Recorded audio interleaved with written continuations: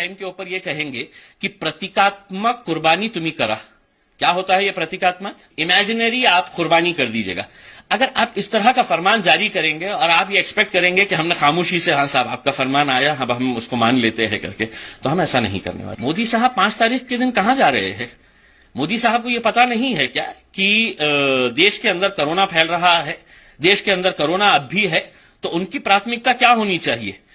वो करे तो सब जायज, और हमने जरा सा करे तो नहीं, ये तो देखो कैसे जातिवादी है, इनको तो सोशल मीडिया के ऊपर बोला जा रहा है इनको पाकिस्तान भेज देना चाहिए।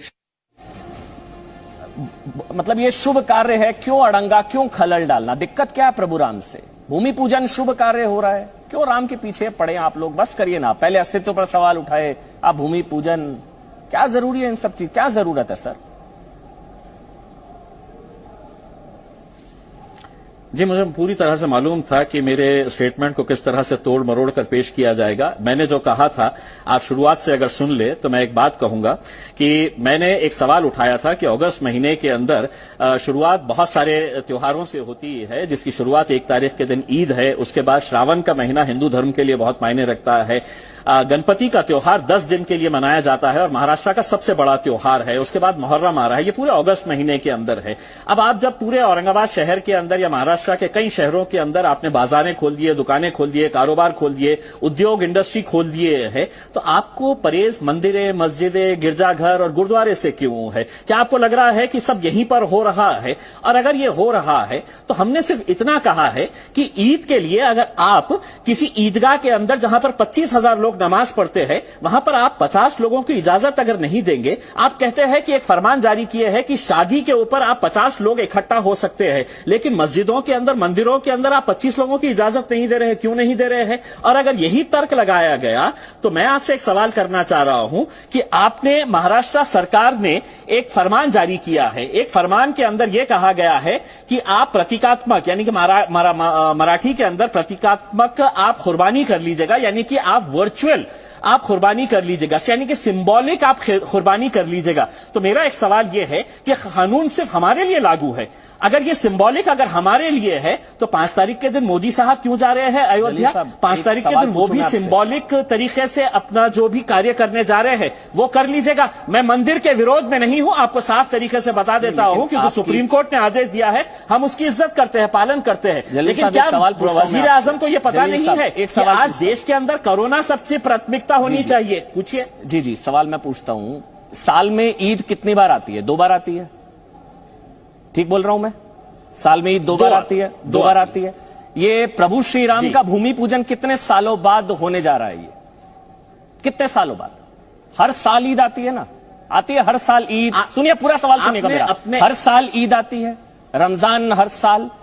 492 492 साल बाद, लंबी कानूनी लड़ाई के बाद आखिरकार प्रभु श्री राम का वनवास खत्म हुआ। भूमि पूजन कोई तुलना नहीं है, समझ रहे हैं आप जलील साहब? कोई तुलना नहीं है। हर साल आने वाली ईद से आप तुलना कर रहे हैं प्रभु श्री राम जन्मभूमि की, भूमि पूजन की।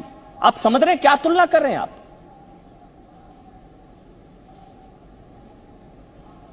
मैं आपसे अमन साहब एक बात पूछना चाहता हूं। 492 साल की आप बात कर रहे हैं, 492 साल आप इंतजार किए हैं ना। आपने खुद ने कहा है कि ये नेता इसको धर्म के साथ जोड़ रहे हैं, यानी कि आपकी आस्था है, आपका धर्म है, आपका मजहब है, और हमारा कोई आस्था नहीं है।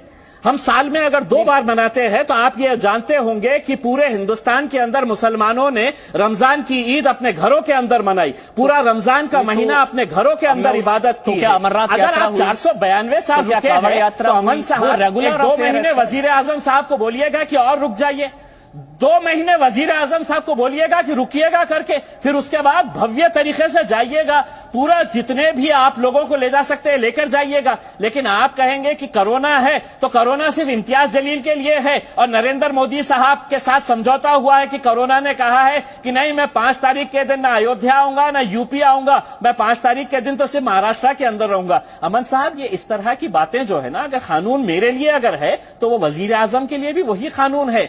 आप दो तरह का मापदंड नहीं लगा सकते हैं कि तुम प्रतीकात्मक, तुम सिंबॉलिक कुर्बानी करो। तो मैं वजीर आजम को कहूंगा कि वजीर आजम साहब, कोरोना का बहुत डर सता रहा है, सबको इसके बारे में सोचना चाहिए। आप भी दिल्ली के अंदर अपने महल के अंदर बैठ के आप सिंबॉलिक पूजा कर लीजिएगा, वो आप नहीं करेंगे। और हमने जरा सा कुछ कहा, और मैं तो समझता हूं अमन साहब, मुझे ज्यादा समझ में नहीं आता है, आप ही मुझे बता दीजिएगा कि सिंबॉलिक कुर्बानी कैसी होती है।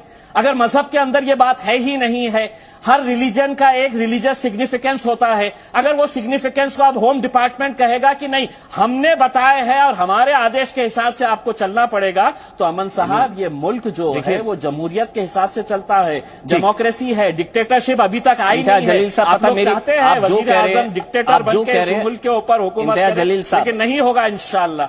जलील साहब, आपने जो कहा बिल्कुल ठीक कहा, मेरी कोई आपत्ति नहीं है, बस मेरी सिर्फ एक चीज से आपत्ति है, आप राम मंदिर निर्माण से तुलना मत करिए। मंदिर बंद है, अमरनाथ यात्रा रद्द हुई, कावड़ यात्रा रद्द हुई, मंदिर बंद, मस्जिद बंद, वो रेगुलर अफेयर है। आप समझ रहे हैं मेरी चीज, वो रेगुलर है, हर साल ये सारी चीजें होती हैं।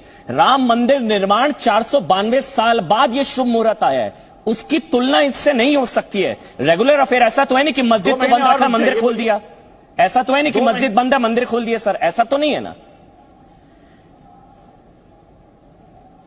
अमन साहब, अगर मुल्क के वजीर आजम ने ही ये बता दिए है कि मेरी प्रायोरिटी अब कोरोना नहीं है, मेरी प्रायोरिटी मंदिर बनाने के लिए है, सारे नियम जो है वो बाकी लोगों के ऊपर लागू रहेंगे, अब कोरोना पूरी तरह से खत्म हो गया है, मैं अपना मंदिर के कार्य का काम शुरू करने के लिए जा रहा हूं। 492 साल आप रुके थे, अगर 2 महीने और वजीर आजम अगर रुक जाते तो मेरे हिसाब से बहुत भव्य तरीके से आप मंदिर बनाइए। हम मंदिर का विरोध कर रहे नहीं कर रहे, सुप्रीम कोर्ट ने आदेश दिया है, आप बनाइए, आपको बिल्कुल पूरी इजाजत है उसके लिए। लेकिन अगर प्राथमिकता अगर आप बदल रहे हैं सिर्फ अपने वोट बैंक की खातिर, सिर्फ अपने लोगों को खुश करने की खातिर, तो वजीर आजम को यह समझना चाहिए कि कितने जानों के साथ आप खिलवाड़ कर रहे हैं, ये भी सोच लीजिएगा। तो फिर राम मंदिर निर्माण ना करने से हारेगा कोरोना, अभी राम मंदिर निर्माण नहीं होगा तो कोरोना हार जाएगा, आप ये कह रहे हैं?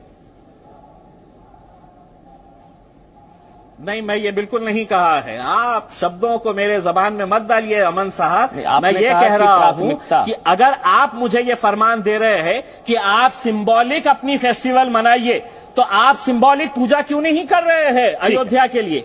आप मेरे ऊपर क्यों लागू कर रहे हैं कि मैंने ही है तो ये सब मानना चाहिए और मेरे लिए अलग कानून बना हुआ है? नहीं, ये मुल्क के अंदर कानून जितना वजीर आजम के लिए है उतना ही एक खासदार या सांसद इम्तियाज जलील के लिए भी है। ठीक है।